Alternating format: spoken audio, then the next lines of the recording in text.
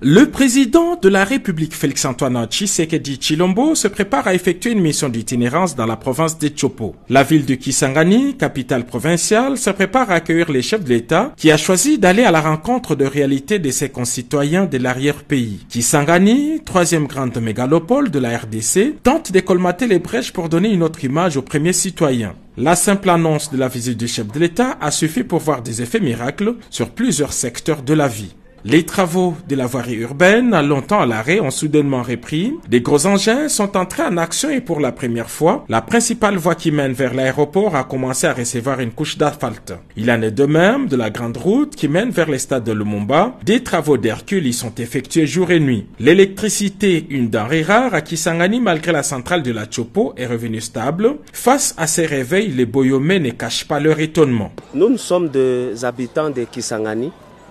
Nous sommes nés, grandis ici à Kisangani et je vous assure que nous n'avons jamais vu ce que nous sommes en train de voir là.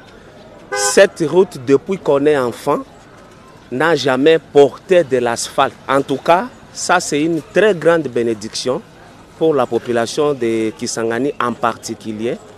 Et nous ne pouvons que dire merci, merci, vraiment un grand merci au chef de l'État, son Excellence Félix-Antoine Tshisekedi Tshilombo, de ce qu'il est en train d'accomplir dans notre province de Kisangani. Si certains problèmes ont déjà trouvé un début de solution, d'autres attendent d'être présentés au chef de l'État et au gouvernement qui tiendront ici leur prochain conseil de ministres. La coexistence pacifique entre tribus, l'insécurité urbaine et périurbaine sont autant de sujets qui restent des préoccupations pour la population. Entre-temps, la ferveur de voir le chef de l'État à Kisangani ne faiblit pas. Pour le jeune, Kisangani reste un paradis. Quand nous disons Kisangani napita Boulaya, c'est parce que à Kisangani on a tout.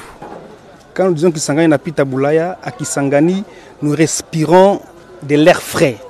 Nous avons la réserve biosphère de Yangambi où ça contribue par rapport au deuxième poumon de la planète. Kisangani a de l'air frais.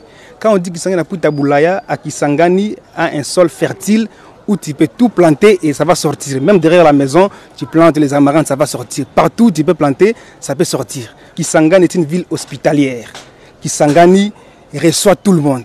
Kisangani est au centre du nord-est. À Kisangani, nous avons de l'eau. À Kisangani, on n'a pas la sécheresse. Même à la période sèche, à Kisangani, on a de la pluie.